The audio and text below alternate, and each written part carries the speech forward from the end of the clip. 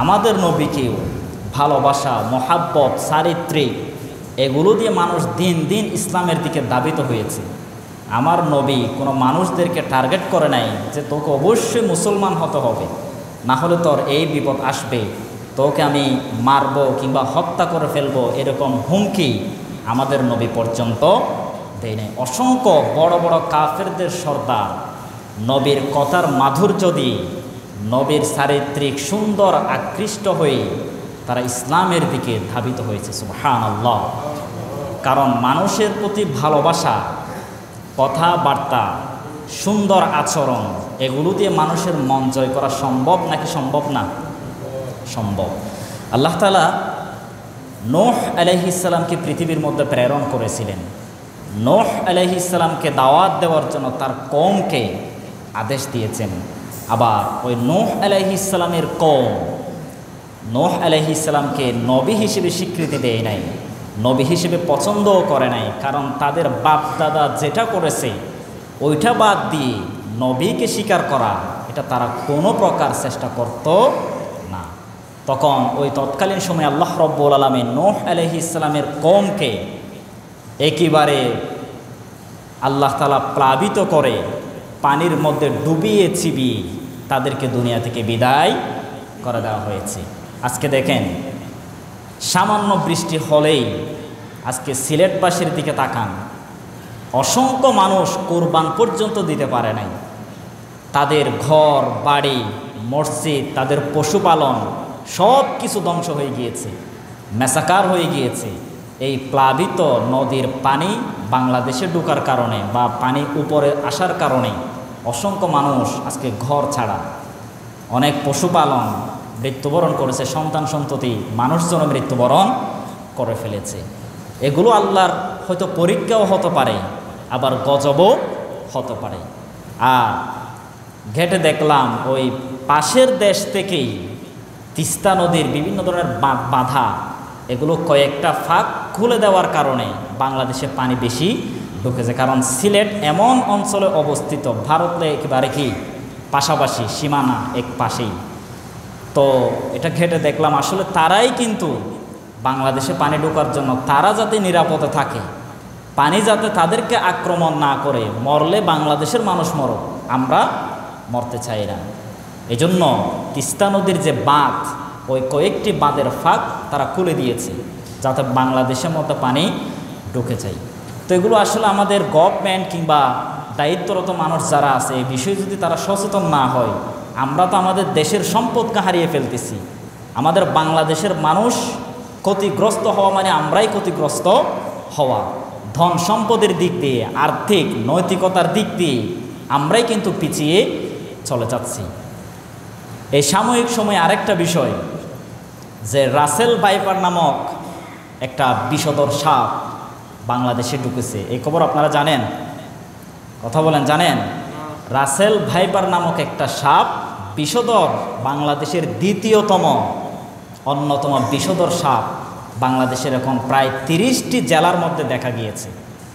অন্যান্য সাপের চিত্র দেখেন, তারা মানুষ দেখলে পালিয়ে যায়, মানুষদেরকে আক্রমণ করার জন্য আসে না। কিন্তু রাসেল ভাইপার এই বিষধর সাপ মানুষ দেখলে দূর থেকে তাড়িয়ে আসে মানুষদেরকে সুবল মারার জন্য।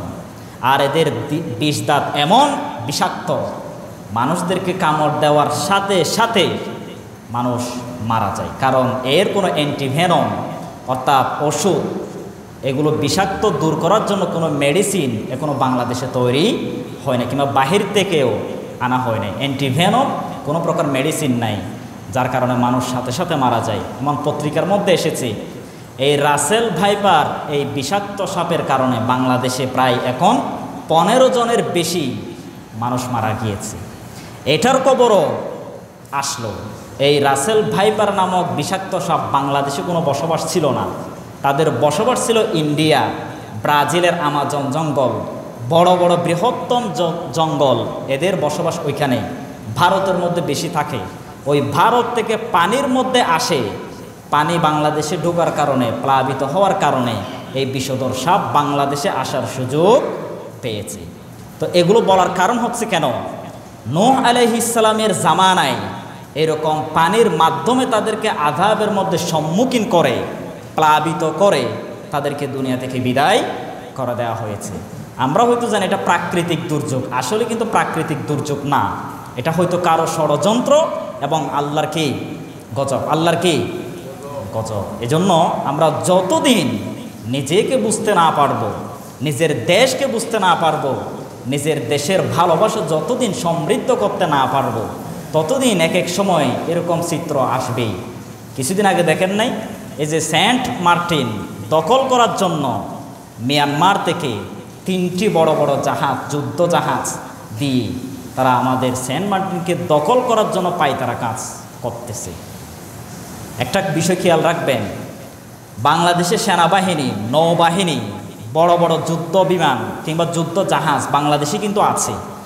যখন মিয়ানমারের 3টি জাহাজ সেন্ট মার্টিন দখল করার জন্য আশপাশে যখন গুলিবিদ্ধ করা হলো, গুলি ছুড়াছুড়ি করা হলো, তখন কিন্তু বাংলাদেশের গভর্নমেন্ট কিংবা বাংলাদেশের সেনাবাহিনী, নৌবাহিনী ওই সমুদ্রে গিয়ে তাদেরকে প্রতিহত করার জন্য ন্যূনতম চেষ্টা পর্যন্ত করে নাই। যখন কিছুদিন পরে তাদের যুদ্ধজাহাজ চলে গেল, তারা যখন সরিয়ে গেল, তখন বাংলাদেশের সেনাবাহিনী, নৌবাহিনী ওইখানে টল দিচ্ছে। একটা বিষয় খেয়াল করে দেখেন, যখন তারা ছিল তখন যদি বাংলাদেশের দায়িত্ব নিয়ে ওইখানে যদি যেত, ওরা আগে থেকে পালিয়ে যেত। ওরা যাওয়ার পরে বাংলাদেশের দায়িত্বরত মানুষ তারা তখন গিয়েছে। ওরা যাওয়ার পরে বাংলাদেশ কোনো সিদ্ধান্ত যদি নেই, কোনো কাজ যদি চালায়, এর কোনো লাভ আছে? কথা বলেন, লাভ আছে? এটা শুধু এখন নয়, 10 থেকে 20 বছর আগেও যুক্তরাষ্ট্র, যুক্তরাজ্য, মিয়ানমার, সব কিছু, চীন, বিভিন্ন ধরনের বড় বড় দেশ এরা সেন্ট মার্টিনকে দখল করে তারা ব্যবসায়িক কাজে উন্নতি করার জন্য সিদ্ধান্ত নিয়েছে অনেক আগে থেকেই। এমনকি আমাদের সরকারকে প্রস্তাব পর্যন্ত দিয়েছে, কিন্তু আমাদের গভর্নমেন্ট তাদের প্রস্তাবে কি হয় নাই, রাজি হয় না। এজন্য আমরা আমাদের দেশের রাষ্ট্রনায়ককে আমরা সাধুবাদ জানাই। আমাদের দেশের সম্পদ আমাদের থাকবেই, এটাই ঠিক। তো কিন্তু তারা যে ষড়যন্ত্র করতেছে, এগুলোর প্রতি মোকাবেলা করা এটা দেশের দায়িত্ব নাকি দায়িত্ব না? কথা বলেন, দায়িত্ব নাকি দায়িত্ব না? কারণ সেন্ট মার্টিন এমন দ্বীপে অবস্থিত, ওই দ্বীপ থেকে ইউনাইটেড স্টেটস অফ আমেরিকা, চীন, যুক্তরাষ্ট্র তাদের ব্যবসা করার জন্য একেবারেই তাদের জন্য সহজ একটা বিষয়। এজন্য তারা এটা দখল করে তাদের আর্থিক উন্নতি করার জন্য, ব্যবসাকে সমৃদ্ধ করার জন্য তারা এই ষড়যন্ত্র চালাচ্ছে। এজন্য আমরা সকলকেই জানাবো, আমাদের এই সেন্ট মার্টিন বাংলাদেশের সম্পদ এবং ওইখানে যারা বসবাস করে এরা আমাদের ভাই এবং বোন এবং আমাদের দেশেরই মানুষ। আমরা অন্য দেশের কাছে যদি এটা বিক্রি করে দেই কিংবা তুলে দেই, আমরাই কিন্তু বিপদে পড়ব। এজন্য সবাইকে সতর্ক থাকার আমরা চেষ্টা করব এবং ঊর্ধ্বতন মানুষ এদেরকেও বোঝানোর চেষ্টা করব ইনশাআল্লাহ। আর রাসেল ভাইপার যে বিষাক্ত সাপ বাংলাদেশে বিভিন্ন জায়গায় দেখা গিয়েছে, শুধু এটা নয়, আরও অন্যান্য হিংস্র প্রাণী, এগুলো থেকে নিজেকে সচেতন রেখে নিজেকে সতর্ক থাকার চেষ্টা করব। নবী করিম সাল্লাল্লাহু আলাইহি ওয়াসাল্লাম একটা দোয়া শিখিয়ে দিলেন, আউযু বিকালিমাতিল্লাহি তাম্মা মিন শাররি মা খলাক। অর্থাৎ, হে আল্লাহ, আমাদেরকে শয়তান থেকে, দুষ্ট প্রকৃতির প্রাণী থেকে, বিষাক্ত বিষধর সাপ কিংবা বিষাক্ত হিংস্র প্রাণী, এগুলো থেকে আমাদেরকে রেহাই দেন, রক্ষা করেন। আউযু বিকালিমাতিল্লাহি তাম্মা মিন শাররি মা খলাক। এই দোয়াটি আমরা প্রতিনিয়ত করার চেষ্টা করব ইনশাআল্লাহ। আল্লাহ তাআলা আমাদেরকে বিভিন্ন বিপদ আপদ থেকে হেফাজতে রাখুক, সবাই বলি আমিন। তো যেটা বলেছিলাম, নূহ আলাইহিস সালামের জামানায় ওই পানি দিয়ে প্লাবিত করেই নূহ আলাইহিস সালামের কওমকে দুনিয়া থেকে বিদায় করে দিয়েছিলেন আল্লাহ রাব্বুল আলামিন। নূহ আলাইহিস সালামকে নবী হিসেবে দুনিয়ার মধ্যে প্রেরণ করলেন। নূহ আলাইহিস সালামকে আল্লাহ তাআলা তার কওমকে দাওয়াত দেওয়ার জন্য নির্দেশনা জারি করে দিলেন।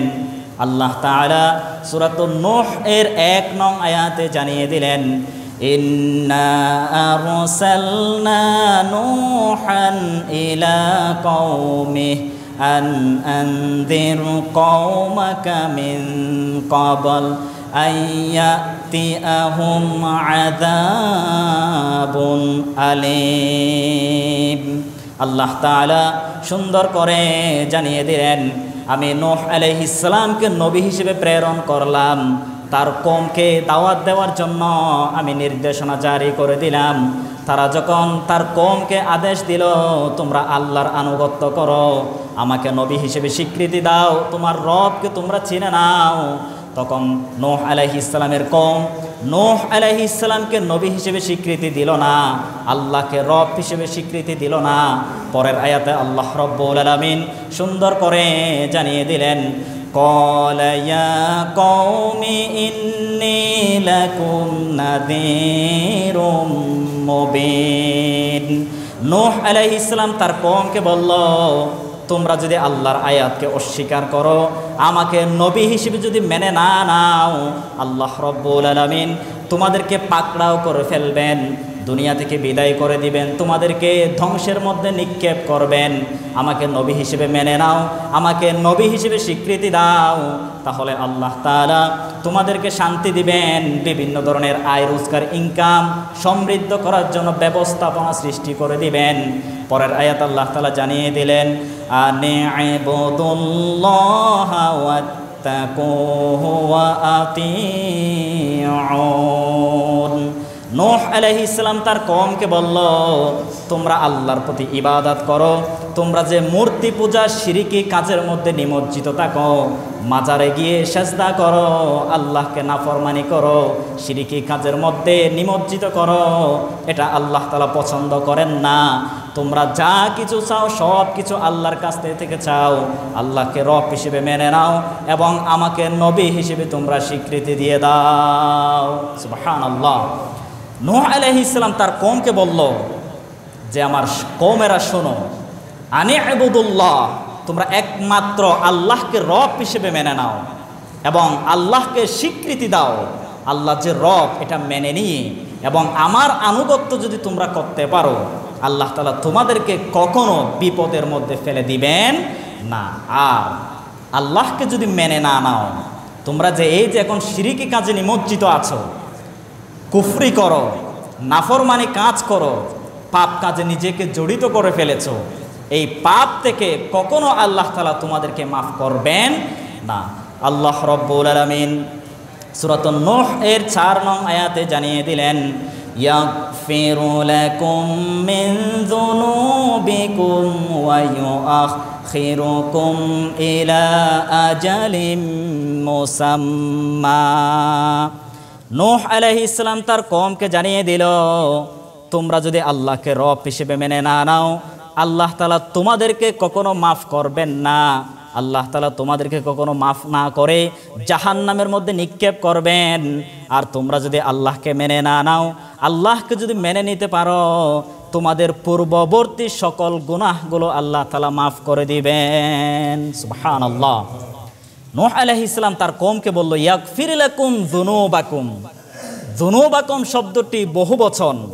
তোমরা ইতিপূর্বে যে নাফরমানি কাজ করো, আল্লাহকে রব হিসেবে স্বীকৃতি না দাও, শিরকি কাজের মধ্যে নিমজ্জিত থাকো, এই সকল পাপ থেকে তোমাদেরকে পরিত্রাণ কখনো দেওয়া হবে না। আর রব হিসেবে মেনে নিলেই তোমাদের বিগত সকল গুনাহ আল্লাহ তাআলা মাফ করে দিবেন। সুবহানাল্লাহি বিহামদি। কিন্তু নূহ আলাইহিস সালামের কওম তারপরেও নবীর কথা শুনল না, আল্লাহকে রব হিসেবে মেনে না নিয়ে তারা শিরকি কাজের মধ্যেই বহাল থাকত। তাফসিরের মধ্যে এসেছে, বাংলাদেশে কিংবা গোটা পৃথিবীতে এই শিরক আসলো কোথায় থেকে? নূহ আলাইহিস সালামের কওম থেকে গোটা পৃথিবীতে সর্বপ্রথম এই শিরকি কাজ সূচনা হয়েছিল, আরম্ভ হয়েছিল নূহ আলাইহিস সালামের কওম থেকেই। তারা মূর্তি পূজা, মানব পূজা, তাদের বিগত যে সমস্ত মুরব্বী ছিল তাদের কাছে পূজা করত, তাদের শারীরিক অবকাঠামো মূর্তি বানিয়ে এদেরকে শ্রদ্ধা করত, মূর্তি বানিয়ে এদের কাছে সাজদায় অবনত হতো।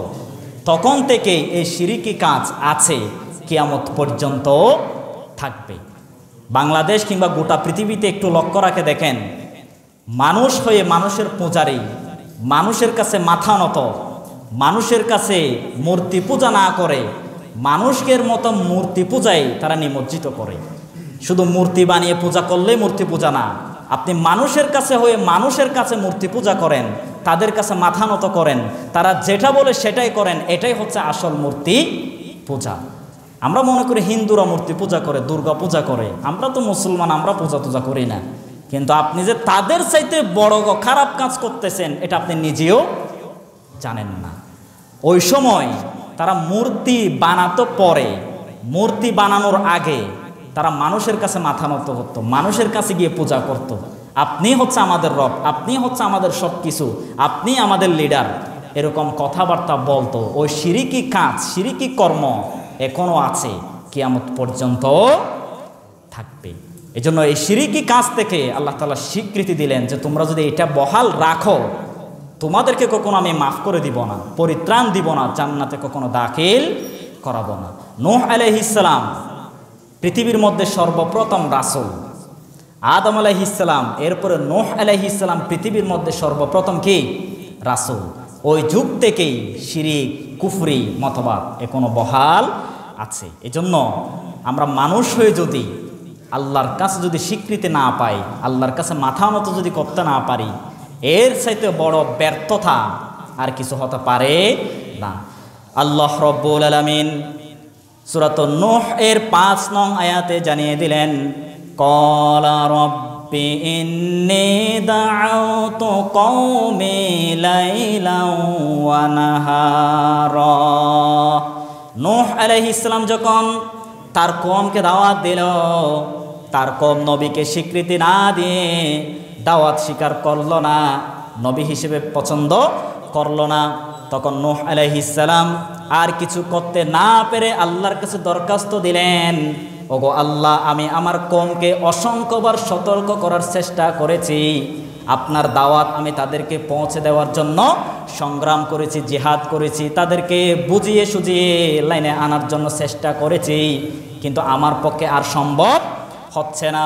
আমি তাদেরকে লাইলা ওয়া নাহারা, দিন এবং রাতকে না দেখে দিনেও তাদেরকে দাওয়াত দিয়েছি, রাতেও তাদেরকে আমি দাওয়াত দিয়েছি, কিন্তু তারা আমার দাওয়াতকে কি করলো না, কবুল করলো না। ওগো আমার রব, আপনি বলে দেন এবং আমার কি করণীয়। আমি আমার যথেষ্ট পরিমাণ চেষ্টা, বিভিন্ন ধরনের কাজ আমি চেষ্টা করেছি, কিন্তু আমার পক্ষে আর সম্ভব না তাদেরকে লাইনে না আনার। এই জন্য আল্লাহ রব্বুল আলামিন নূহ আলাইহিস সালামকে বলে দিলেন, আমি দেখেছি তুমি যথেষ্ট পরিমাণ তাদেরকে দাওয়াত দিয়েছ, দিনে এবং রাতে না ঘুমিয়ে তুমি তাদেরকে দাওয়াত দিয়েছ, কিন্তু তারা এমন ঘাটতারা জাতি, এমন নিমুখরাম জাতি এবং শিরিকি কাজের মধ্যে নিমজ্জিত আছে, তারা তোমার দাওয়াতকে কি করলো না, স্বীকার করলো না, এবং আমি রব হিসেবে তারা মেনে না নিল। সুতরাং আমি তোমাকে এই মুহূর্তে জানিয়ে দিলাম, তুমি তোমার পরিবারকে নিয়ে এবং তুমি সহ একটা নৌকা তৈরি করো, ওই নৌকা নিয়ে তুমি তোমার একটা নিষ্পাপ জায়গার মধ্যে চলে যাও, একটা সুন্দর জায়গার মধ্যে তুমি চলে যাও, যেখানে তোমাকে কোনো প্রকার বালা মুসিবত আসতে পারবে না। ওই জায়গা আমি তোমাকে পছন্দ করে দিলাম, তোমাকে জানিয়ে দিলাম। ওই জায়গার মধ্যে নৌকা বানিয়ে কিছু কিছু প্রাণী ওই নৌকার মধ্যে তুলে নাও, তুমি তোমার সন্তানকে তুলে নাও, কিন্তু তোমার ওই সন্তানকে ওই নৌকার মধ্যে তুলিও না, কারণ তোমার কম যেমন ঘাট তেরা, তোমার ওই সন্তানও ঘাট তেরা। তুমি বাবা হিসেবে যে সন্তান তোমাকে স্বীকৃতি দিল না, তোমার বাবা হিসেবে সে সন্তান হিসেবে কথা শুনল না। সুতরাং তুমি তোমার যে সন্তানগুলো তোমার লাইনে আছে, যারা আমাকে স্বীকৃতি দিয়েছে, তাদেরকে নৌকায় তুলে নাও এবং জোড়া জোড়া কয়েকগুলো প্রাণী ওই নৌকার মধ্যে তুলে নাও এবং তুমি একটা নিরাপদ স্থানে চলে যাও। এরপরে আল্লাহ রব্বুল আলামিন নূহ আলাইহিস সালামকে জানিয়ে দিল, তুমি ওই জায়গার মধ্যে যখন চলে যাবে, অল্প কিছুদিন অতিক্রম হয়ে যাওয়ার পরে আমি আল্লাহ রব্বুল আলামিন ভারী বৃষ্টি আমি আসমান থেকে নাজিল করব, আযাবের মধ্যে তাদেরকে আমি সম্মুখীন করে ফেলব। তাদের নৌকা যখন মানুষ উঠতে পারবে না, তখন তারা এই জায়গা থেকে কেউ চলে যেতে পারবে না। আমি যখন তাদেরকে শাস্তি দেওয়ার জন্য ভারী বৃষ্টি আমি বর্ষণ করব, ওই পানির মধ্যে প্লাবিত হয়ে তোমার কওম আমি দুনিয়া থেকে বিদায় করে দেব। আল্লাহু আকবার। একটু চিন্তা করে দেখেন, যে নবী দাওয়াত দিল কিন্তু তারা নবীর কথা শুনলো না, আল্লাহর কথা শুনলো না। আল্লাহ রব্বুল আলামিন নবীকে বলবো, তুমি একটা নৌকা বানাও, ওই নৌকা বানিয়ে তুমি একটা নিরাপদ স্থানে চলে যাও। তুমি নিরাপদ স্থানে চলে যাওয়ার পরে তোমার কওমকে আমি এই মুহূর্তে ভারী বৃষ্টি বর্ষণ করে দুনিয়া থেকে চিরতরে মুছিয়ে দিব। আল্লাহু আকবার। আল্লাহ যেটা করেন সেটা করেন নাকি করেন না? মানুষদেরকে ছাড় দেই, সুযোগ দেই যে লাইনে আসে কি না, মানুষদেরকে বুঝিয়ে সুজিয়ে দাওয়াত দিয়ে দিয়ে লাইনে আসতে পারে কি না এটা সুযোগ দেই। কিন্তু ওই সুযোগ যদি আমরা নিতে না পারি, আল্লাহ আমাদেরকে পাকড়াও করবেন। এটাই আল্লাহর সত্যতা এবং এটাই হক। কারণ যুগে যুগে এই নজির, এই বাস্তবতা আমরা কোরআন হাদিস থেকে তাফসির মধ্যে আমরা অসংখ্য ঘটনা আমরা পেয়েছি। আজও এই আজকে নূহ আলাইহিস সালামের প্লাবিত হওয়ার ঘটনা বলার কারণ হচ্ছে এটা। কারণ বাংলাদেশে শুধু আজকের বিষয় নয়, বিগত 2022 সালে সিলেটবাসী উপকূলীয় যে অঞ্চলগুলো বাংলাদেশে আছে প্রত্যেক উপজেলায় জেলায় ভারী বৃষ্টি হওয়ার কারণে, প্লাবিত হওয়ার কারণে অসংখ্য মানুষের ক্ষয়ক্ষতি, প্রাণ বিসর্জন হয়েছে নাকি হয় নাই? কথা বলেন, হয়েছে নাকি হয় নাই? আমরা মনে করি আমরা শুধু মুসলমান, আমরা ঠিক আছি। কিন্তু দেশের নেতৃত্ব যারা দেয়, দায়িত্বরত যারা আছে, এরা যদি আল্লাহর কাছে স্বীকার না করে, তাদের দেশকে আল্লাহ তাআলা কয়েকজন মুসলমান আছে বলেই ছাড় দিবে, বিষয়টা এমন নয়। কারণ মানুষ মানুষ মানুষ হিসেবে গণে কি হিসেবে? যখন তার বাহির কুলাস এটা যদি অপছন্দ করে, তার ভিতরে কি আছে, তার পরিবার কীরকম এটা বোঝা যায়। আপনি কেমন এটার উপর বিবেচ্য করে আপনার বংশকে কি করে, পছন্দ করে বা অপছন্দ করে। ঠিক সেম দেশের রাষ্ট্রনায়ক কিংবা দায়িত্বরত যারা আছে তাদের আচরণ কীরকম এটা পর্যালোচনা করেই আল্লাহ তাআলা একটা সিদ্ধান্ত দেয়, আল্লাহ তাআলা একটা ব্যবস্থাপনা রাখে। এজন্য আমরা ঠিক থাকলে হবে না, দেশের সকল মানুষ ঠিক থাকলেই আগামীর বাংলাদেশ সুন্দর একটা বাংলাদেশ পরিণত হওয়ার, মানুষের কোনো প্রকার ক্ষয়ক্ষতি না হয়ে আল্লাহ তাআলা এরকম সুন্দর একটা ব্যবস্থাপনা করে দেওয়ার ক্ষমতা আল্লাহর আছে নাকি নাই? কথা বলেন, আছে নাকি নাই? এজন্য আমরা নিজেকে চিনার চেষ্টা করব, আল্লাহর কাছে মাথা নত করব, আল্লাহর কাছে দোয়া করব যেন আল্লাহ আমাদের দেশের সকল মানুষ, যেন দায়িত্বরত যে সমস্ত মানুষ আছে তারাও যেন আল্লাহর কাছে মাথা নত করতে পারে, আল্লাহর ইবাদতে নিমজ্জিত থাকতে পারে।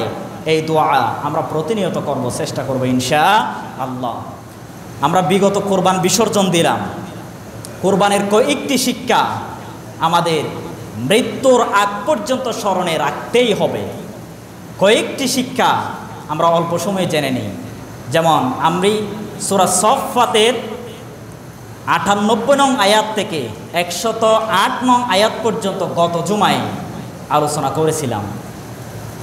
ইব্রাহিম আলাইহিস সালাম এবং তার সন্তান ইসমাইল আলাইহিস সালাম এদের কোরবানের ঘটনা কী রকম কোরআন থেকে আমি শুনিয়েছিলাম।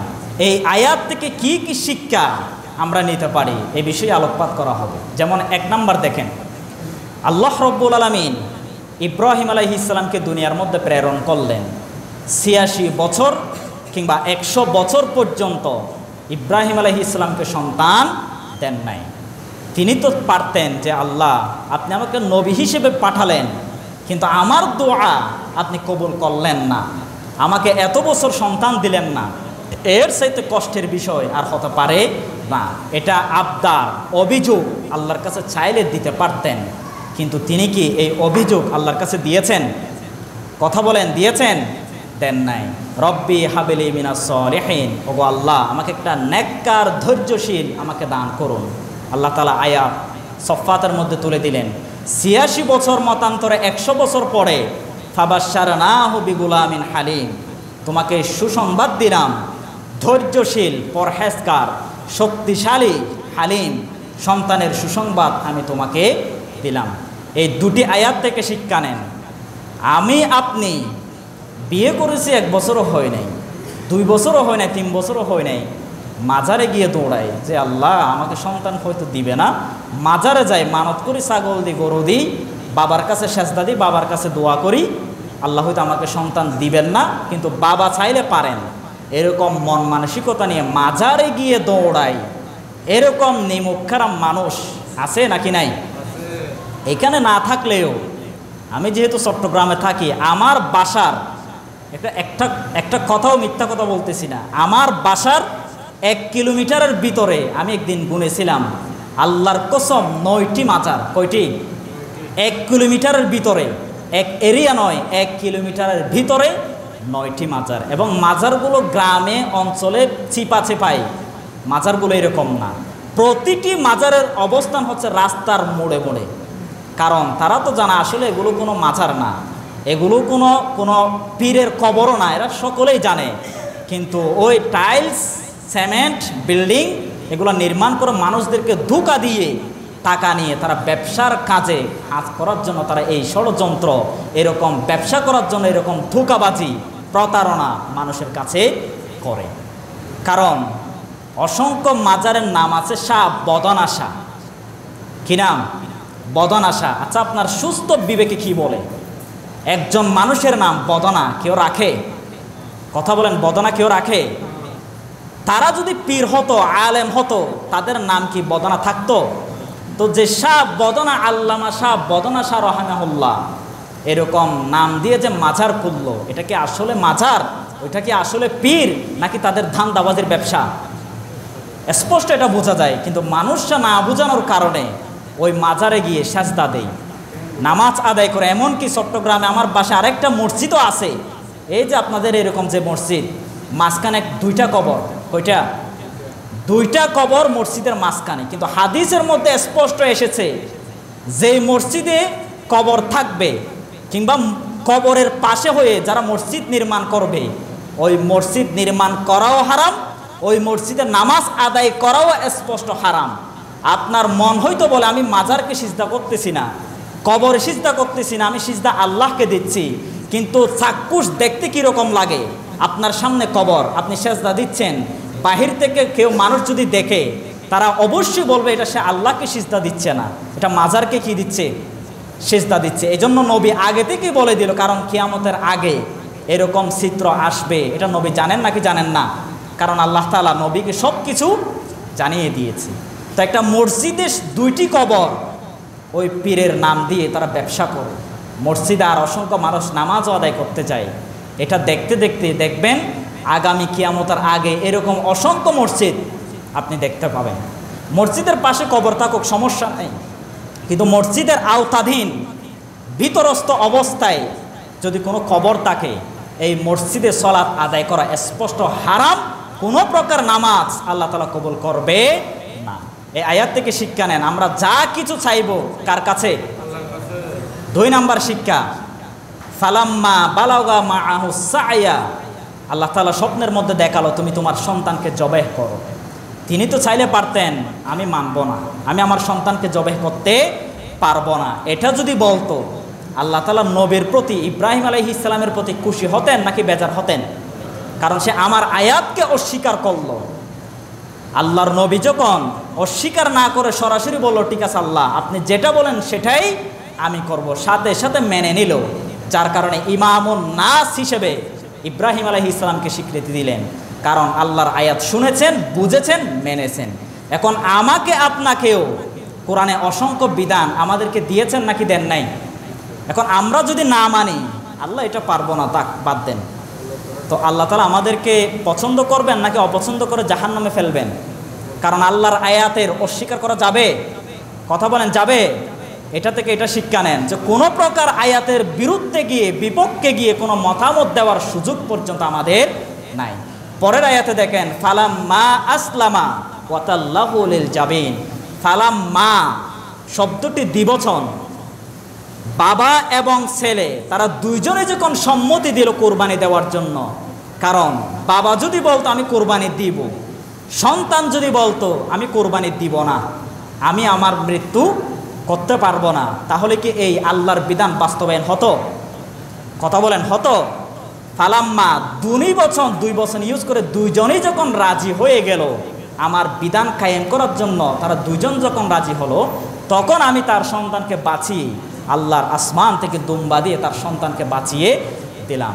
এই আয়াত থেকে এটা শিক্ষা নেন, বাংলাদেশে অসংখ্য ইসলামিক স্কলার, আলেম ওলামা মানুষের প্রতি দাওয়াত দেয়, আল্লাহর বিধান কায়েম করো, জিহাদ করো, আল্লাহর প্রতিটি হুকুম আহকাম বাস্তবায়ন করো, গলা ফাটাই ফেলে বিভিন্ন ধরনের মাহফিলে জুমর খুতবায় মানুষদেরকে দাওয়াত দেই।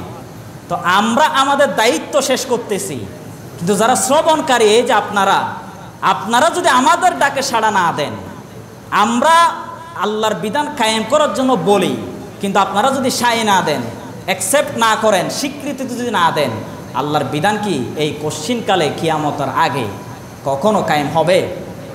কথা বলেন, হবে?